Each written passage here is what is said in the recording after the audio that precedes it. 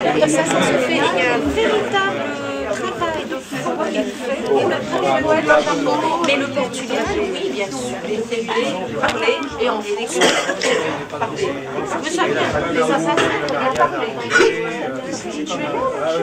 Non seulement Là, j'ai changé. Là, j'y suis, mais je sais pas dans quel contexte. Avec la casquette ou une autre, j'y serai. oui, moi aussi.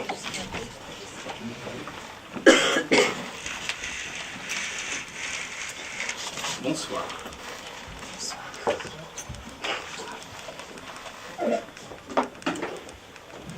Nous sommes en 1951. Les affres de l'hiver s'estompent. Les arbres et les fleurs crépitent d'impatience de voir éclore leur progéniture. Et soudain, d'un cri qui fit trembler la terre, alors que rien ne prédisposait à ce qu'elle tremble, Marielle brisa de rage un silence où s'étaient réfugiées les promesses distillées par les joies de l'amour.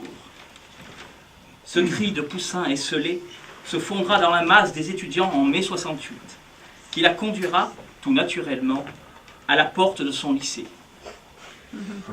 Il faut tout de même préciser qu'entre ces deux cris, sa plume acérée aura plusieurs fois frappé au travers des journaux cinglants de l'époque. Elle écrit, nous fait de beaux dessins qui transforment sa plume au contour d'une épée en éclair de tendresse. Je récapitule.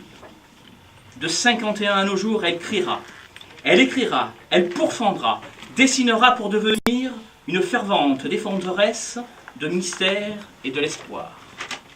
Elle est une référence dans l'histoire de la métaphysique. Elle est une référence dans l'esthétique du mot. Elle est une référence de la commune libre de Montmartre, puisqu'elle en est le maire. Ce soir, elle est notre référence, puisque nous n'aurons Dieu que pour elle. Je vous demande d'accueillir très chaleureusement Marielle Frédéric Turpot.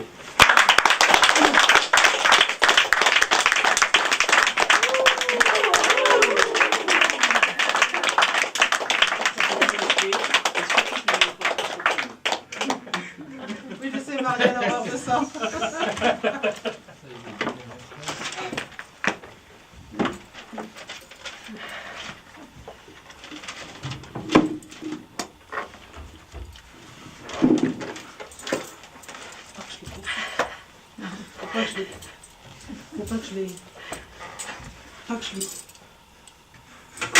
Je les ai pas posés sur le pied. Ça commence bien. Je vogue vers demain, comme vers l'horizon, toujours devant mes yeux et toujours éloigné. Mon bateau est chargé d'hier et de passé, et le vent du futur entend seul ma chanson. Aujourd'hui, maintenant, c'est un oiseau qui passe, ce que je suis du regard, accroché au banc. Ô seule certitude, ô mon instant présent, mon navire frôlant les écueils qui dépassent.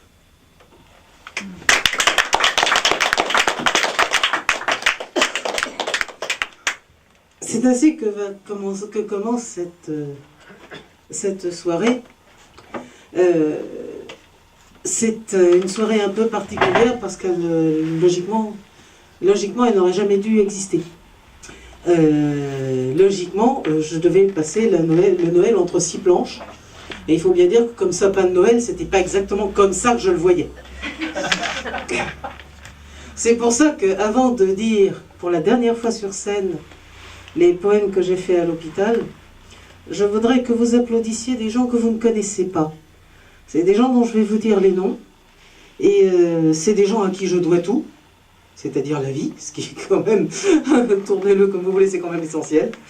Il y a d'abord eu à la Riboisière le professeur Bauduit pour les coronarographies. Ensuite, pour l'opération proprement dite, pour le double pontage, il y a eu le professeur Alain Pavie.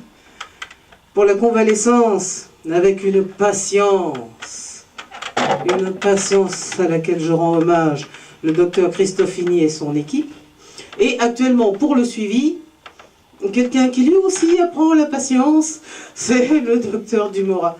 Ils verront cette cassette, puisque évidemment ce spectacle leur est en quelque sorte dédié. Et je vous demande de les applaudir très fort, parce que ce qu'ils font ne paraîtra pas dans les journaux, ils ne passeront pas à TF1, Ils gagnent un salaire moindre que celui d'un joueur de football, mais ils sont quand même beaucoup plus importants pour le devenir de l'humanité.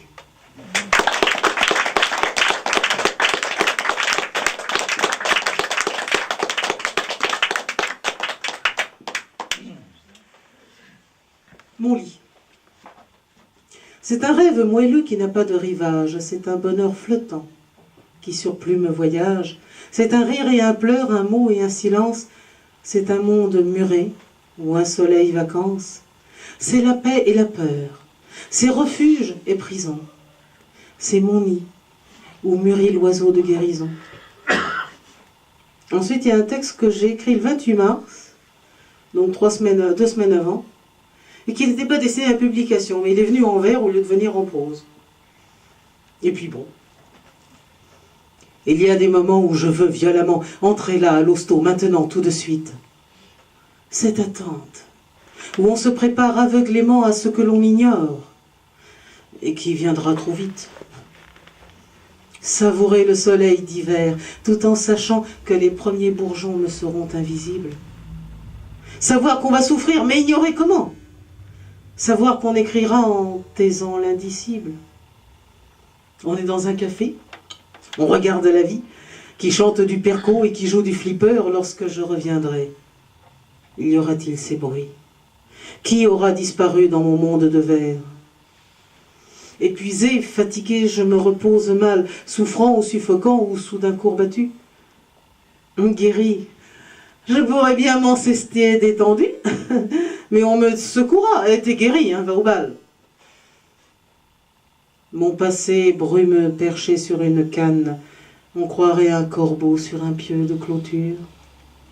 Mon présent vacillant dans des fleurs qui se fanent, occupé à ne pas deviner le futur.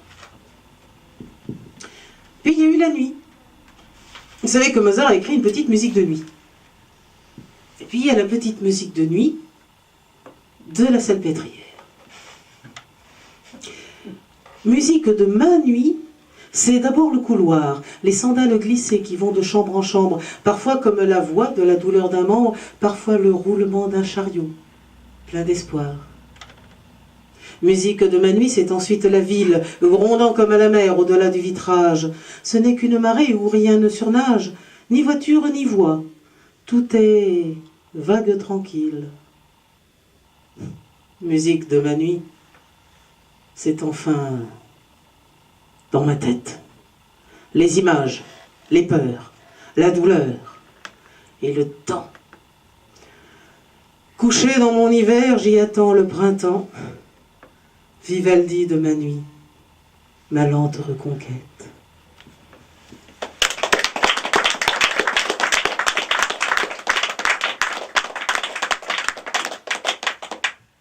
Et puis il y a tous ceux qui sont venus me voir.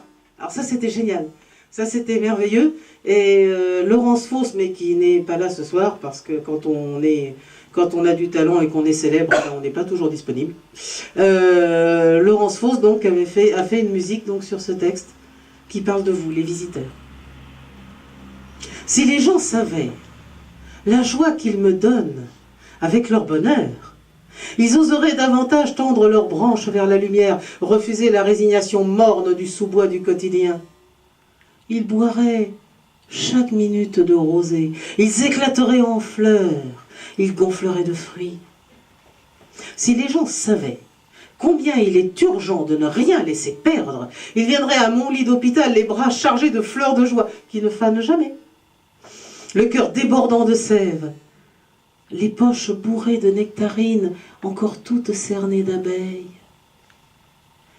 Si les gens savaient combien le bonheur est contagieux, ils feraient croître leur bonheur et distribueraient son parfum par-dessus le désinfectant, la bétadine et la sueur. Et je humerais avec passion leur vie, heureuse et riche, leur vie de soleil et de branches. Et j'écouterais les oiseaux qui y cachent leur nid.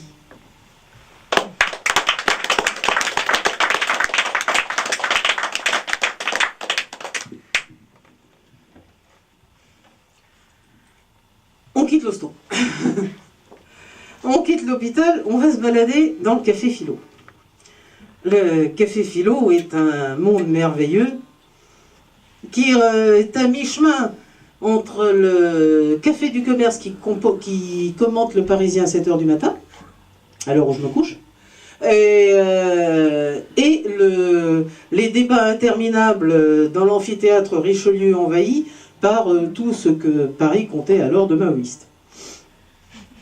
Donc c'est un juste milieu, et ça se passe à peu près comme ça. D'ailleurs, j'ai fait appel à ce bon vieux copain Baudelaire, parce que question pilier de bistrot, j'en ai vu, et mon Dieu, ça m'a fait penser à Baudelaire.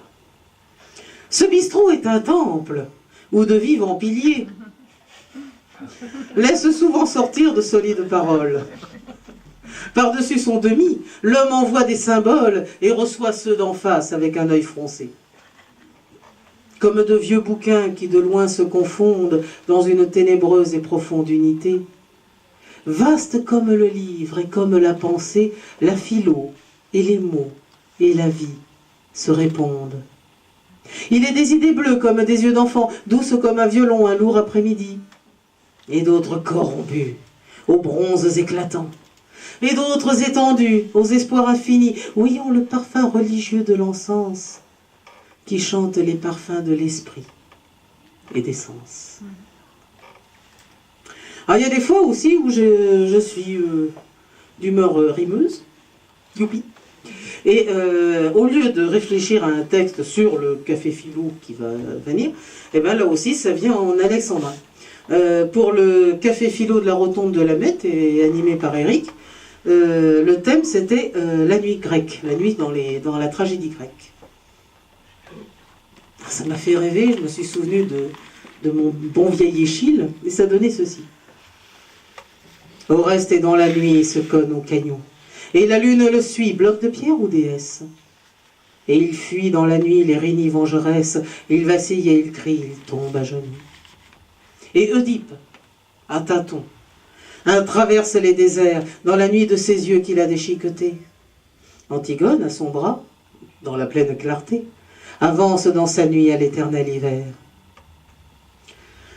Ils naviguent sans phare à l'écho des étoiles, ignorant qu'ils s'en vont sur des bateaux sans voile, dont le destin moqueur coinça le gouvernail.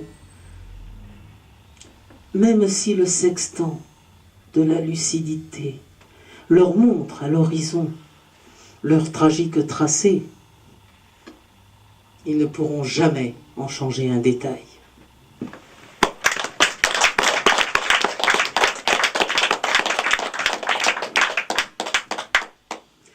Un autre portrait d'une soirée de café philo, surnommé les Philippiques. Et là, cette fois-ci, évidemment, ce fut avec la volontaire participation du fondateur de la Société des poètes français, José-Maria de Heredia. Oui, on sent que j'ai un compte à régler avec lui. Comme un vol de chevaux hors du haras natal. Les consommateurs de philosophie urbaine, philosophes barbus aux pesantes bedaines, parlaient, ivres d'un rêve héroïque et total. Ils allaient conquérir le fabuleux cheval, qui dans l'âme de l'homme enfin se désenchaîne. Les citations trottaient, regroupées par vingtaines dans l'hippodrome bleu de Platon à Pascal. Chaque soir, espérant des échanges hippiques, les parleurs s'étriaient, brutaux, misanthropiques, enivrant leur cerveau de fourrage doré. Et, penchés par-dessus un café de querelle, ils regardaient monter, de leurs mots ignorés, du fond de l'infini, un cheval Isabelle.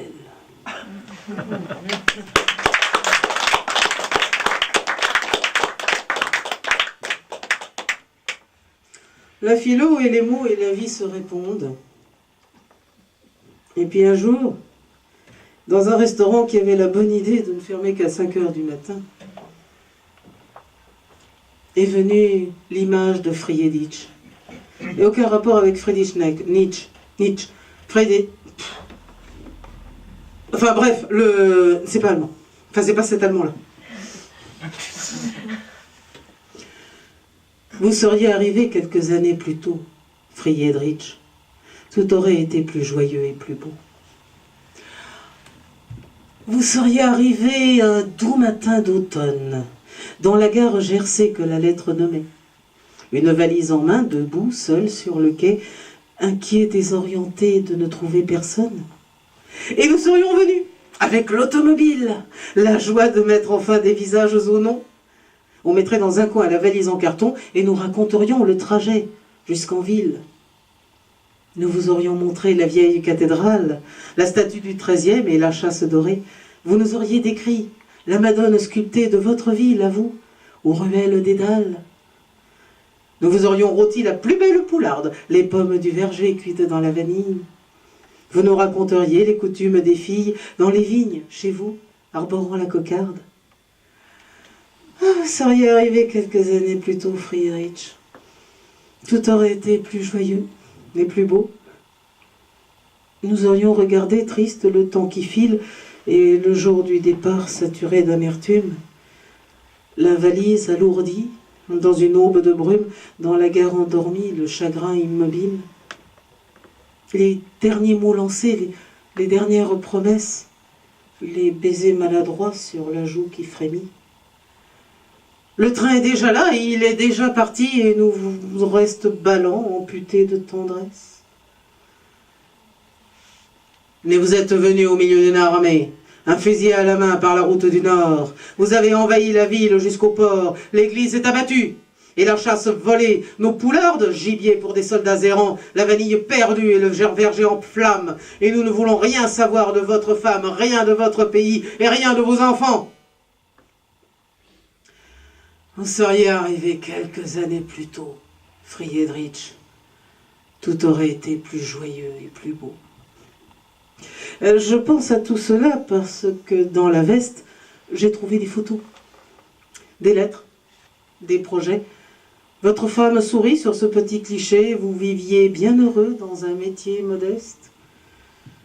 Je pense à tout cela en creusant votre tombe. Vous auriez autrefois été un vrai ami. Mais je vous ai tué d'un seul coup de fusil. Et vous êtes tombé, pareil à la palombe.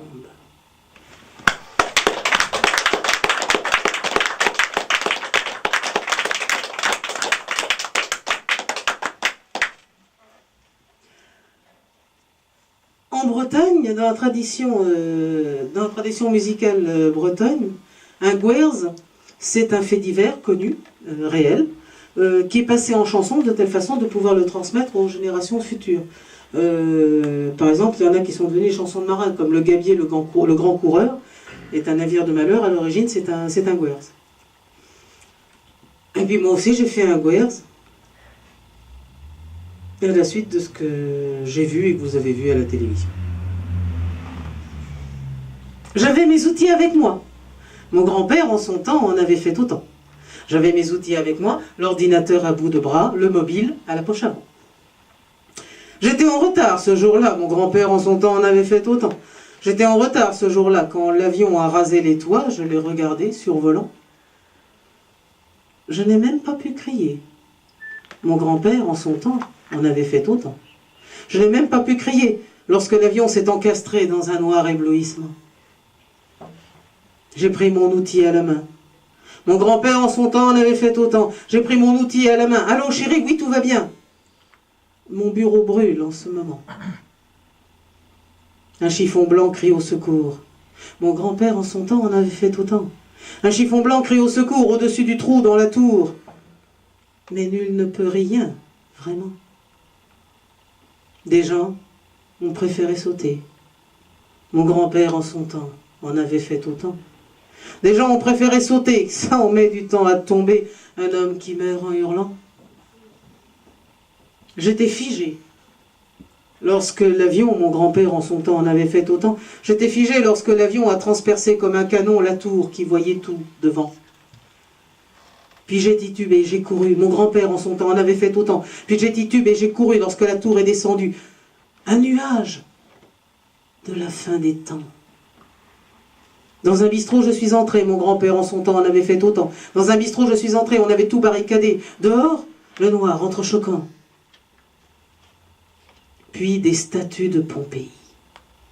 Mon grand-père, en son temps, en avait fait autant. Puis des statues de Pompéi, cendrées, perdues, et sans un cri, vacillaient dans les papiers blancs. Poussière de béton lunaire, mon grand-père en son temps en avait fait autant. Poussière de béton lunaire, deuxième tour, building de verre, je ne sais plus rien ni quand.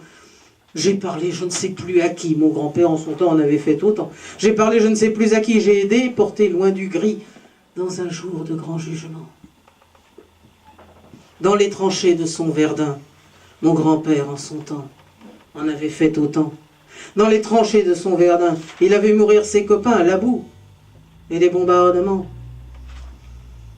Il en parlait là, parfois le soir, mon grand-père en son temps en avait fait autant. Il en parlait parfois le soir. Maintenant je commence à voir l'enfer de ces 21 ans, car chaque jour, lorsque je sors, mon grand-père, en son temps, en avait fait autant. Car chaque jour, lorsque je sors, j'entends l'avion encore, et je revis l'instant. L'instant.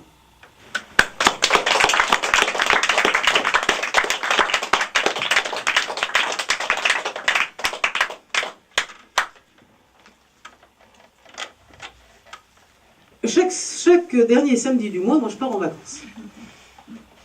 Je pars en vacances dans un restaurant qui s'appelle le Coq Agile, qui est à côté de la maison de Verlaine. Enfin, la maison où Verlaine est mort. Alors, à choisir entre un Verlaine mort et un Blavin vivant, j'ai choisi les Blavins. Et ça m'a donné des tas de petits impromptus, donc que j'imprompte sur place. Et donc, voici un petit peu comment se passe une soirée. Ils existent, si, on les a rencontrés dans le journal mensuel consacré aux poètes. Certains les ont croisés dans un calme café où elle agit le coq, qui redresse sa crête. Ils existent bien sûr là où chante la fête, là où rêve l'idée, aux vapeurs de l'Earl Grey. Ils existent, si, on les a rencontrés dans le journal mensuel consacré aux poètes. Nicole, en souriant, calme dans la tempête le romantisme d'or de Jean-François Musset. De la cave à la rue, tout Paris s'y arrête et écoute ébloui leurs voix émistichées. Ils existent. Si. On les a rencontrés. La charte est énoncée. Et la soirée commence. Le charretier, dirigeant les esprits et leurs danses, conduit le char doré où rêve Terpsichore et prépare la route au chariot de l'aurore. Jean-François va trucher de sa voix romantique et Victor Hugo vint dans notre cave antique. Il nous parle aujourd'hui comme il fut 200 ans, fil d'or entre la présence et le truchement. Au dos des papillons de l'émotion rêvante, les poètes planants dédaignent le plancher. Mais le patron s'en vient avec un plat doré, il nous faut atterrir pour la daube fumante.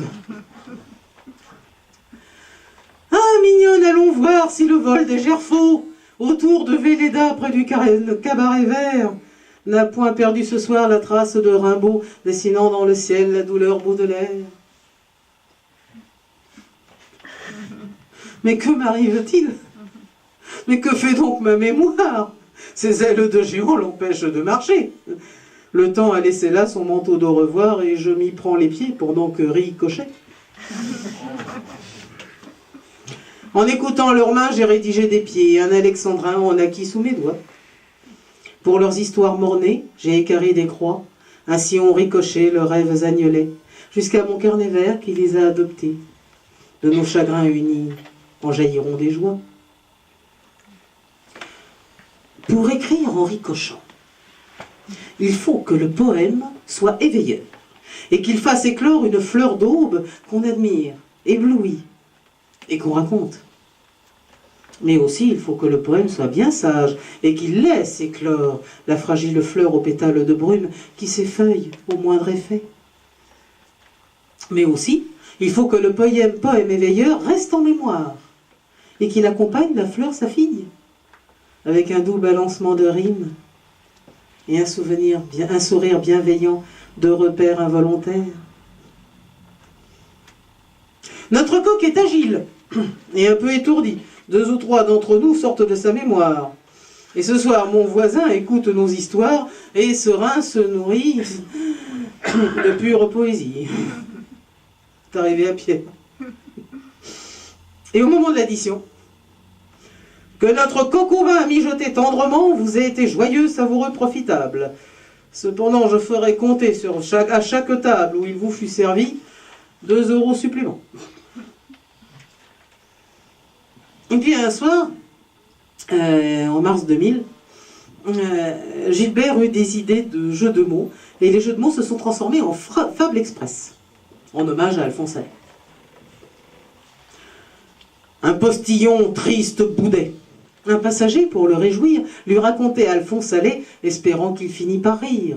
Moralité, ris, cocher. Devant ces mots croisés, le sage est angoissé. Lorsqu'enfin le mot rit vient combler son défi. Moralité, ris, cocher. Un vigneron perçant la barrique vieillie se fait moquer par un apprenti taste-vin. Furieux, le vigneron saute à point raccourci sur le vil critiqueur qui protesta en vain. Moralité, rix au chai.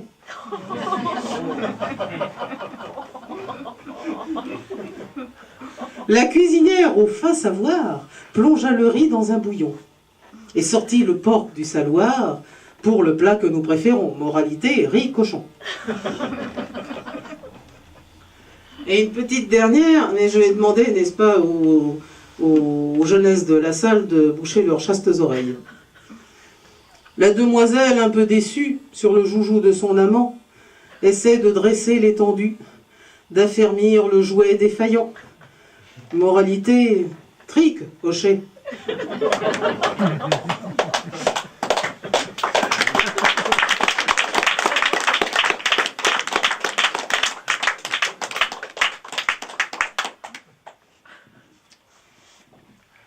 Honoré Philo. Honoré Philo est un café philo, enfin débarrassé de la dictature des garçons de café. Ceux qui se sont battus avec un garçon de café, surtout lors d'un café philo, comprendront avec quel soulagement nous avons acheté cette belle cafetière toute neuve. C'est le bonheur. Enfin bref, le thème donc du premier café philo de Honoré Philo, c'était mimétisme et liberté. Et puis comme je suis co-animateur, puis cofondateur, il fallait que j'écrive quelque chose. On ne peut pas me défiler, simplement arriver les mains dans les poches. Coucou, j'aime bien vous écouter, Kant et Pascal. Non, pas du tout. Donc voilà ce que ça a donné. Pouvoir faire ce qui ne nuit pas à autrui, telle est la liberté d'après les droits de l'homme. Devenir ce qu'on est et penser sans appui, c'est notre conception d'une vie autonome. Mais sommes-nous vraiment libres en rejetant le modèle admiré, le surmoi motivant? Ce pari joué au dé est-il le résultat d'une pulsion cachée ou d'un lucide choix?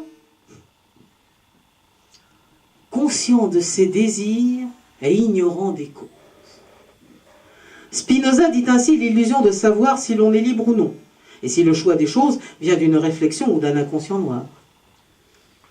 Suprême liberté que vouloir l'esclavage. Le disciple apaisé, fier de sa démission, abandonne léger l'angoisse des questions, chemin sans carrefour et rassurante cage. Imité par amour, identification. Servitude voulue, lobotomie qui broie, mais se déploie le cœur dans la compensation. Et par l'imitation, il se découvre soi. Il imite d'abord et se veut ressemblant. Il s'aperçoit alors de ses propres collines, ses profondes vallées et ses longs glaciers blancs. Il se voit tel qu'il est, non tel qu'il s'imagine. Qu'il aime ou qu'il rejette affolé son image, il se voit désormais et saura quoi en faire. L'ornement se souvient du trophée, dit le sage, et de l'imitation naîtra l'œuvre sans frère. Rien de plus libéré des ordres et des cris que l'enfant qui se lie à son groupe de rock. Vous pouvez menacer, supplier, c'est fini, il est inaccessible en son orgueil de rock. Qu'importe si son choix a été fabriqué par les marchands de rêves au fabuleux profit, il sort de chez papa. Il se sent délivré. Et en suivant un autre, il va devenir lui. La question est posée. Tous ces adolescents qui imitent Presley ou Marley ou Lénine, sont-ils des aliénés ou des enfants conscients libérés du carcan de l'horrible routine? Seul, je vis ma vie. Je n'imite personne. Disant cela, j'imite à mon tour les héros qui ont vécu leur vie solitaire et haut. Et leur bel orgueil, en secret, me conditionne.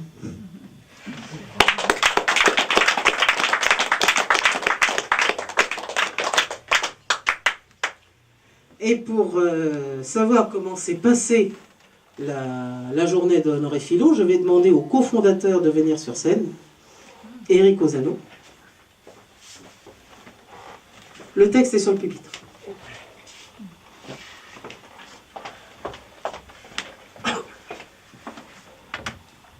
Allez, racontez-nous comment ça s'est passé. Le partage. Groupement convivial autour du café chaud. Nous parlons, écoutons, galopant sur les crêtes. Notre chien, Honoré, approuve de la tête les vifs participants de Honoré Philo. Le mimétisme vient de la soif d'être aimé, accepté par le clan qui entoure et rassure. Au passage, on tira sur la triste imposture de l'économie qui veut des gens angoissés. Mimétisme, le choix des infos à couvrir. On n'envoie les micros qu'aux endroits à la mode. On est sûr d'être lu, c'est tranquille et commode. On vend bien son journal sans devoir réfléchir. Liberté, rébellion de l'investigateur qui s'en va fureter loin des sentiers battus, sans la résignation des pantouflards vaincus qui ne peuvent comprendre un esprit éveilleur.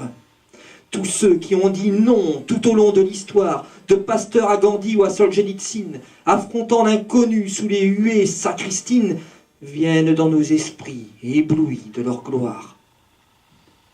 Et qui dira le nom de l'ouvrier obscur qui refusa d'aller aux ordres des nazis, quand le mimétisme de la peur avait pris à la gorge les mouses au flageolant fémur.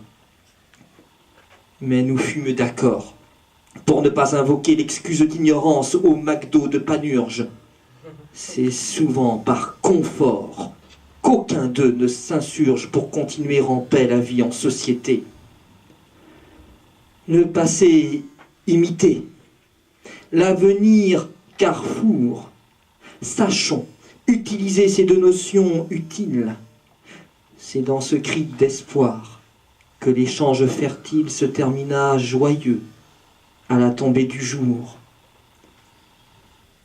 Richesse matérielle et pauvreté d'esprit, nous avons tout un mois pour glaner sur nos routes l'églantine et la rose aux épines de doute, pour nous les entreoffrir en un après-midi.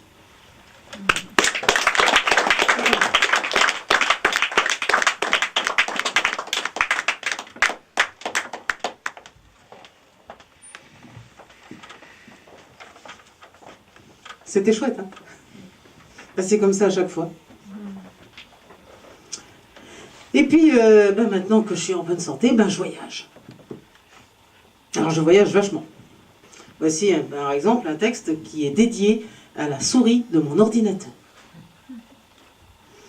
Souris apprivoisée sous ma main caressante, sur ton dos je m'embarque, et je pars au lointain. Le soleil du Congo, ou le bleu des Indiens, et me voilà rêvant aux îles languissantes.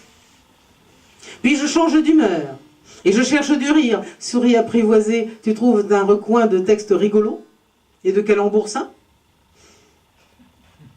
Oui, pas génial celui-là. Puis je veux un poète, et Rimbaud vient se dire. Explorant l'internet dans la nuit silencieuse, tu trouves ton fromage et ma tasse de thé.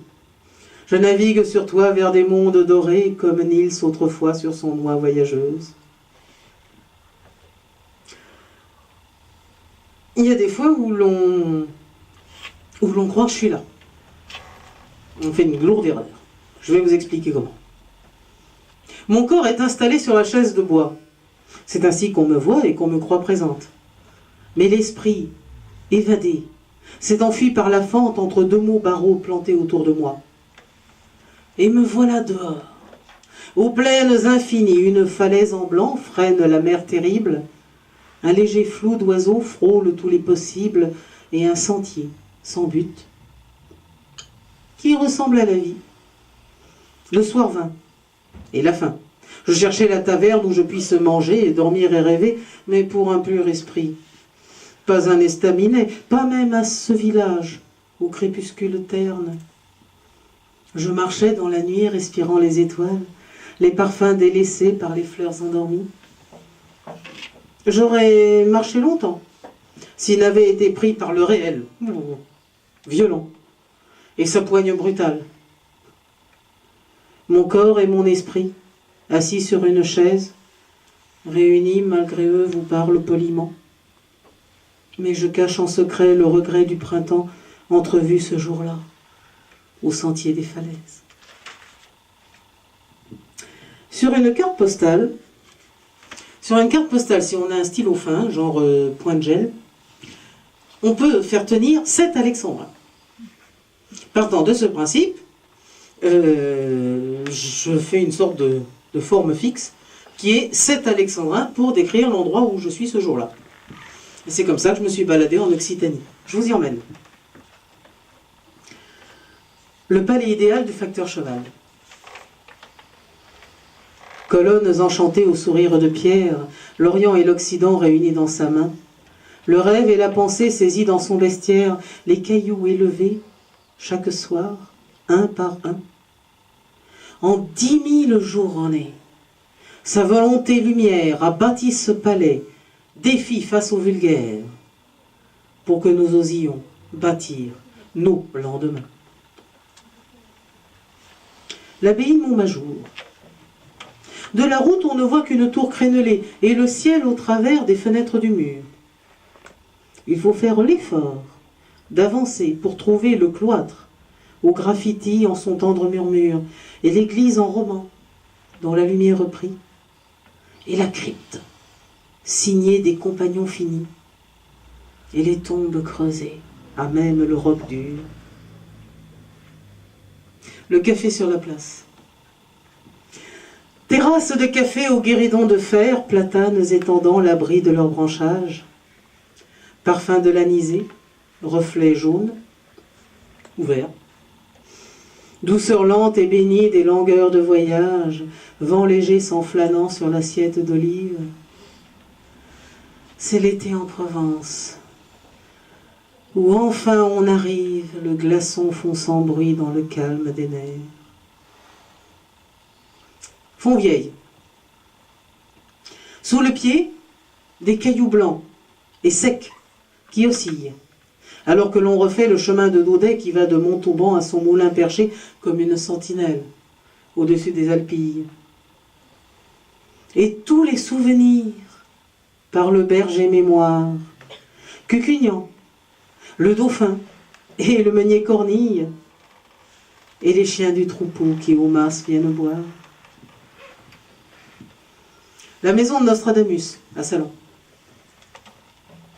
Le regard vers le ciel, la main sur son calame, Michel Nostradamus note ce qu'il prévoit. Demain, le messager à cheval portera au Louvre le précieux horoscope du drame. Pendant que bouillonnant se cuit la confiture et que les potions bleues attendent les navrures, le sage centurise au long du futur flamme. Le fleuve. Le bateau monte le petit Rhône en un rêve. Un long héron cendré concentré fixe l'eau. Un vol de goéland tourne comme un drapeau. Un cheval blanc s'ébroue devant nous sur la grève. Buisson de tamaris et envol d'une aigrette. Reflet des arbres morts dans la vague violette. Et les Saintes Maries, dont les cloches s'élèvent. Les Saintes Maries, c'est un bloc fortifié, c'est presque un monolithe. Mais la croix camarguaise y est le seul gardien. Nous entrons. Dans le sombre octonien, les tableaux ex-voto et les saintes méditent. Descendons, car c'est là qu'est le cœur du mystère. Sarah, dans ses manteaux, vers qui de toute terre convergent tout gitan, tzigane et bohémien.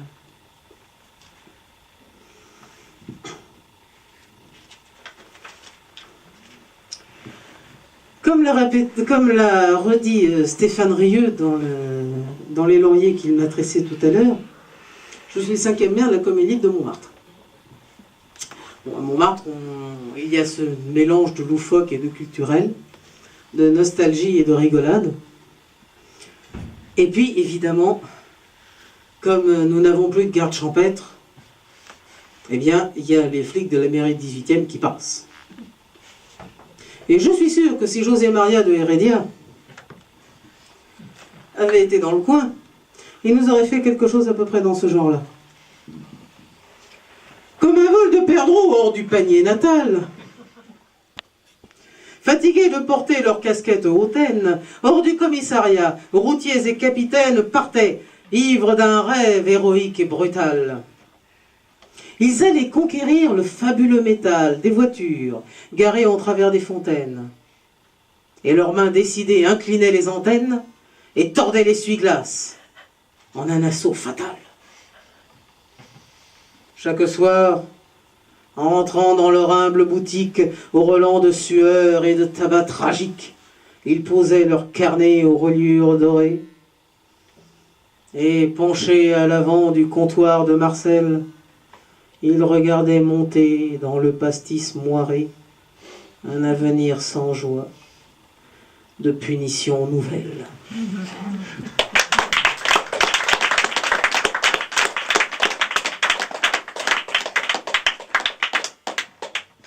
Le 4 Frimaire 211, le petit-fils de Pablo Picasso est venu signer son livre de souvenirs au musée de Montmartre. Évidemment, la commune libre était là. Et je l'ai offert donc ce texte qui concerne les Demoiselles d'Avignon, qui a été peint au bateau Lavoir, donc à Montmartre. Les noirs couloirs tordus du long bateau Lavoir. Le bateau est à quai, mais l'esprit vogue au large.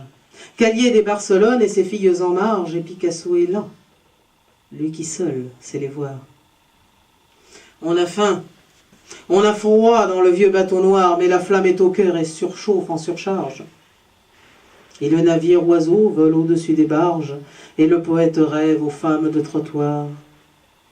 Et un siècle plus tard, la couleur est vivante. Les filles aujourd'hui, toujours aussi choquantes. L'éternelle révolte émane du tableau. Et Montmartre rebelle écoute la rumeur, la claire liberté de l'artiste armateur, l'étoile du bateau de Pablo Picasso.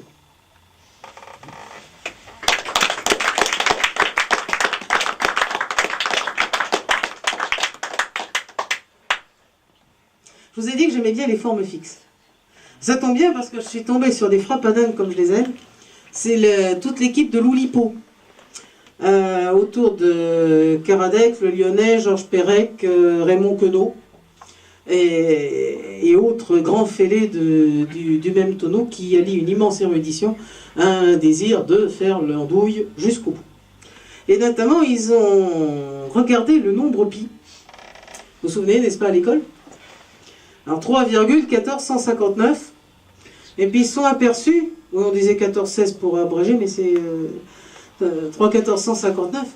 Et ils sont aperçus que 3, 1, 4, 1, 5, tiens, ça faisait 14 vers. Oh, tiens, comme dans un sonnet. Et donc, ils ont appelé ça un sonnet irrationnel, qui suit donc la structure de 3,1415. Un escalier d'hiver escalade le ciel. Un banc vous tend son dos, tendre et confidentiel. C'est la butte Montmartre aux ruelles tordues. Un air d'accordéon s'effiloche aux toitures. La lente flânerie et les projets perdus glissent sur les pavés, ruisseaux immatériels. Le rouge du Bordeaux devient un arc-en-ciel que la chanson parfois saisit et restitue. L'orgue de Barbarie ses filoches aux toitures. Et le poète fou éructant ses bitures, le touriste cherchant guide ouvert, ébloui, près du lapin, la vigne au long sarment bluffeur, deux amoureux pour qui le cerisier refleure, et sur le toit, un chat qui regarde Paris. À Montmartre, il y a le cabaret chez ma cousine. Mis à part le fait que c'est le plus ancien cabaret de Montmartre, mis à part le lapin qui n'est pas un cabaret, il a également aussi, depuis 8 ans, un poisson rouge sur le comptoir. Et qui nous regarde. Je me suis demandé une fois, quoi que c'est-il qui pense? Et il m'a répondu ceci. Dans mon bocal, calme et serein, je vois passer le genre humain. Je les vois rire et s'enivrer, mais je n'entends pas leurs chansons. Je vois le col collant des garçons, mais j'ignore les plats portés. Dans mon bocal, calme et serein, je vois passer le genre humain. Je bois de l'eau au long du jour, mais eux entonnent des bouteilles. Leurs femmes ont les joues vermeilles, moi j'ignore tout de l'amour. Dans mon bocal, calme et serein, je vois passer le genre humain. Je suis un philosophe sage, dans le bocal de ma vertu. Mais dans un lac, j'aurais perdu mon calme avec mon pucelage.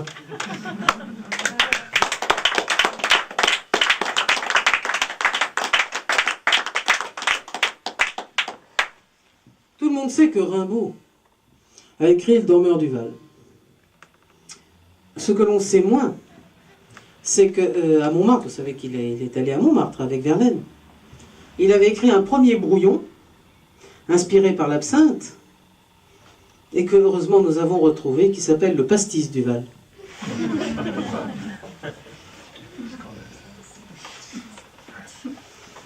C'est un boc de verdure où chante une rivière, accrochant follement aux lèvres des chansons d'argent. Où le lampion de la taverne fière, lui, c'est un petit verre où mousse le glaçon. Un buveur, jeune, bouche ouverte, tête nue et la nuque tombée sur la banquette bleue, dort. Il est avachi sur la table, perdu, pâle comme est son verre où la lumière pleut. Les pieds au guéridon, il dort. Souriant comme sourirait un buveur malade, il fait un somme. Ô patron, berce-le chaudement, il a froid. Le pastis ne fait plus frissonner sa narine. Il dort dans ton bistrot, la main sur la poitrine, là où était son fric, la poche au côté droit.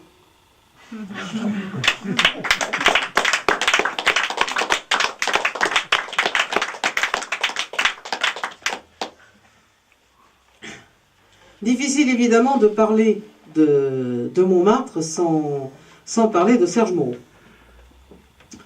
Et un jour, Serge nous a raconté une anecdote absolument authentique de son patelin de Joigny, le patelin de Marcel Aimé. Et décidément, difficile d'être Montmartrois sans devenir de province. Hein. Moi, je suis pas zen, je suis parisienne, comment je fais Serge donc, nous a raconté l'anecdote. Et voilà, ça donnait à peu près ceci. M'en aller à Paris, sûr que c'est une affaire. Cela ne se fait pas sans quelques précautions. Il faut confier le chien et la clé de maison à mon voisin, Moulin, qui est juste derrière. Je téléphone donc au voisin lorsque l'heure d'ouvrir le liseron et la rose a sonné. C'est Madame Moulin qui prend le combiné et de sa voix pointue me dit tous ses malheurs. Mon mari, nettoyant, a démonté le poêle et ne peut donc venir vous parler maintenant. C'est le poêle à mazout, c'est tout un tremblement. Mais je lui dirai pour sûr, là, votre appel. Le soleil, trottinant. Appel à l'apéro. Et voilà mon voisin, Lou Moulin, qui s'en arrive, se pose lourdement devant les belles dives, siffle mon ratafia comme on ferait de l'eau. Ah, mon ami Moreau, tu sais pas ton bonheur de n'avoir pas sur toi une femme à maison. J'ai récuré le poêle, amusé les moignons, et elle, de tâcher, m'en faisait la terreur. J'avais beau mis partout des papiers en journaux, même du magazine, au papier plus solide. Elle m'en rajoutait tout autour, la perfide. Et puis de ses discours, long d'ici à Morteau. Tu sais comment qu'elle est. Faut prendre les patins sur le paquet ciré. Faut manger droit à table. Et puis les napperons pour faire confortable. Un jour, elle mettra des manteaux au sapin. J'en ai marre, bon Dieu, de cette femme-là. Je ne peux plus la voir dedans ma lucarnure. Tiens, resserre-moi, Moreau. Ah, bon Dieu, je te jure, je peux plus, j'en veux plus. C'est un enfer chez moi. Moulin reste songeur, son verre dans la main, comme lisant au fond son futur avenir. Moi, je ne disais rien. Je laissais voir venir et offrais ma gnolette en geste de frangin. Il finit par parler, lampe mon aubépine, et me dit « Dans le bout, je m'en vais la garder. D'abord, on s'habitue. Tu comprends ce que c'est. Et puis, vois-tu, Moreau, elle fait la cuisine. »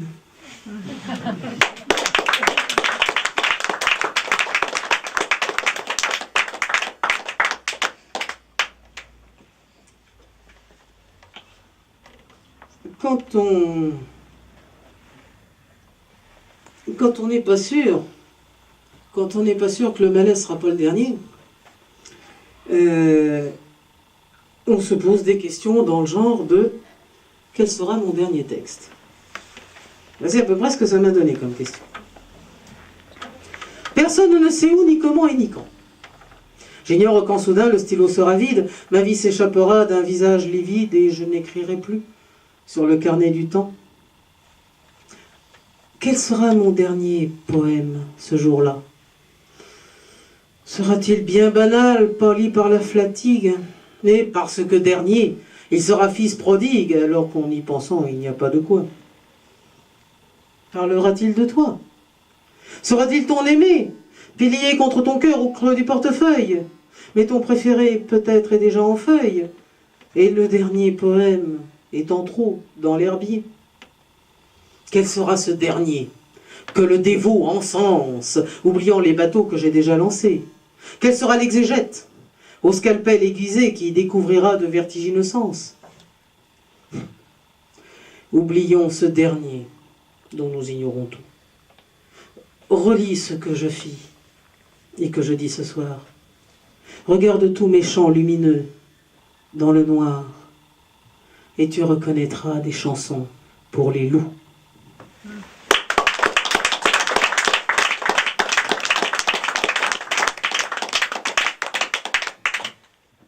Et pour terminer, bien sûr, la poésie. Ah oui, la poésie, ah oui, la poésie. Mais enfin, nous sommes au XXIe siècle, que diable. Et la poésie du XXIe siècle peut donner quelque chose à peu près dans ce genre-là. Mignonne, allons voir si E égale MC2. Les bourgeons de Cantat sur le lac des atomes libèrent leur parfum, souvenir de radium. Mignonne, allons voir si les quarks sont amoureux.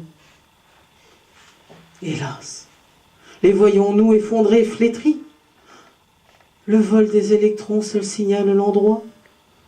Et la mélancolie des protons d'autrefois serre soudain mon cœur, comme à Marie Curie. Donc si vous m'en croyez, ô ma fragile amie, n'attendez à demain pour vivre vos désirs. Volupté molécules et trou noir de plaisir, cueillez dès aujourd'hui le laser de la vie.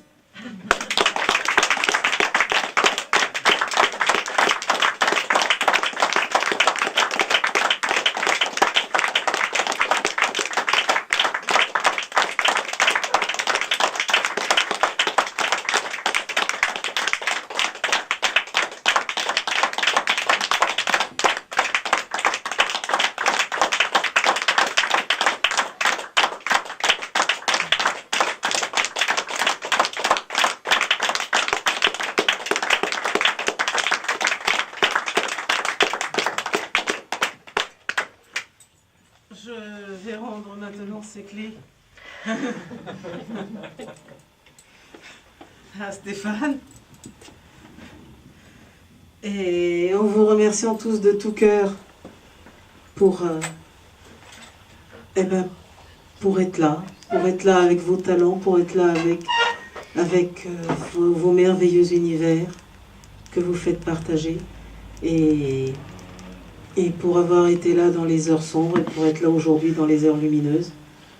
Je crois que, comme je l'ai dit une fois avec ce langage peut-être un peu vert, mais on peut le couper au montage, ce langage un peu vert, je pense que l'amitié c'est ensemble dans les fiestas et ensemble dans les merdes. Oui, il faudrait que je trouve une formulation peut-être un peu plus académique. Mais bon, ça viendra en son temps. Mais c'est vraiment comme ça que je le ressens. Et bien sûr, je pourrais vous dire également que tout ceci n'aurait pas été possible sans être entouré d'une fantastique équipe autour de moi, que nous allons applaudir bien fort. Gilbert à l'accueil.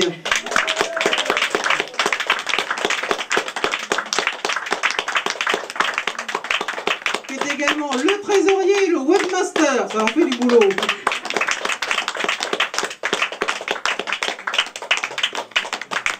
Stéphane Rieux au secrétariat et à l'inspection des travaux finis.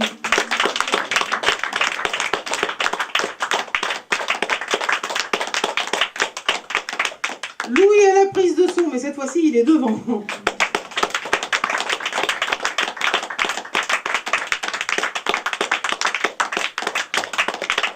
Et Cancan à l'image.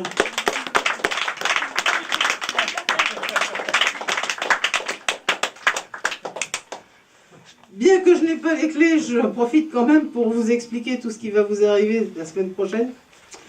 Enfin, je veux dire qui va vous arriver par rapport à nous. Hein. Ben oui, quand même, c'est peut-être le dernier vendredi sans guerre qu'on vit, hein, quand même, pour en profiter. Hein. Là, vraiment, c'est chaque seconde, ça vous allait, bon sens. Le repas de demain soir d'Alto est reporté au 1er samedi d'avril. Ils ont décidé que le premier samedi du mois de mars serait le 6 avril. Pour tous les détails, vous les demandez. Bien sûr, samedi et dimanche, le Grand Blanc à Pavillon-sous-Bois. À partir de lundi, le printemps des poètes. Alors c'est le marathon pour entendre toutes les lectures de tous les poètes dans tous les coins de Paris. Sans compter évidemment toutes celles pour lesquelles vous serez réquisitionnés à gauche, à droite, notamment, n'est-ce pas, la Société des poètes français, à qui nous rendons un vibrant hommage. Le lundi, c'est la cave à poèmes. Le mardi, c'est les mardis littéraires de Saint-Sulpice. Le mercredi, c'est le banquet mensuel de la commune libre de Montmartre, avec aujourd'hui la fête de la marine. Et nous aurons comme invité d'honneur, bon évidemment le grand amiral de la marine montmartroise, et également un digne représentant de la marine suisse.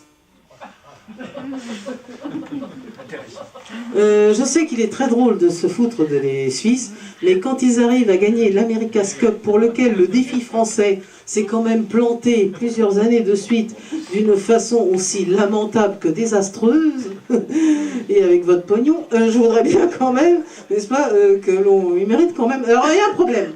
Il y a un problème, vous savez qu'ils ne peuvent pas organiser l'America's Cup chez eux, parce qu'il faut un plan d'eau salé.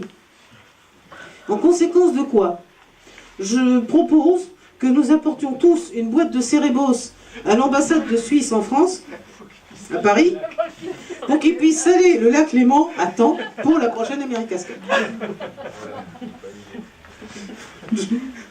S'il y en a qui vont...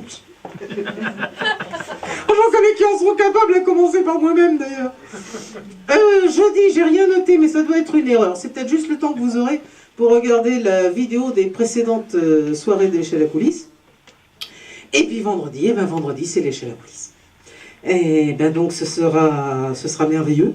Là cette fois-ci je ne serai pas tout je serai à nouveau avec mon costume de tous les jours, enfin de tous les vendredis en tout cas. Donc si vous voulez ne rien rater de tout ce moment merveilleux, de toutes ces joies, de toutes les fleurs qui vont s'ouvrir, de tout ce printemps des poètes qui va fleurir, pendant qu'il y aura l'hiver dans votre télé, si vous voulez ne rien gâcher de cela, surtout d'abord coupez votre téléphone, faites-vous vacciner contre la grippe, et faites attention en traversant.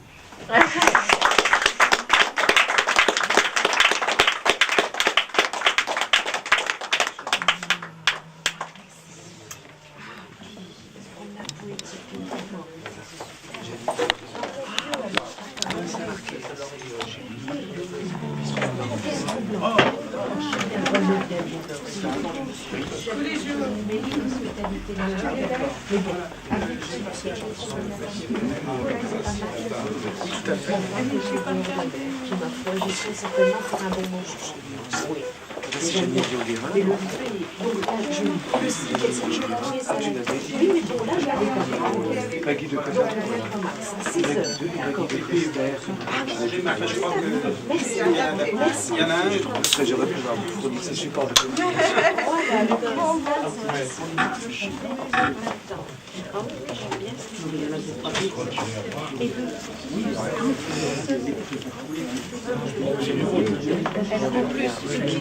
Je ne lâche rien.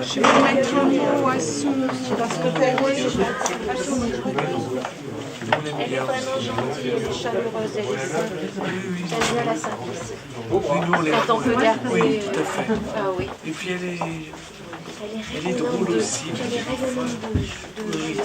Des fois, Elle est drôle. faut rire quelquefois. Oui, oui. Elle est très spontanée. Mais ça, c'est parce que tu sais, c'est une personne comme ça qui me fait. Ah, si le caméraman est content, ça va. Cette spontanéité, Bon, Elle est ce cœur, bon, cœur. pour l'image. Elle est rieuse. Très naturelle et rieuse. Elle est rieuse. Oui, oui. Ah ouais, superbe. Ouais, c'est déjà La mise en page. Bah, il y a le recueil là, qui est en vente à l'entrée et puis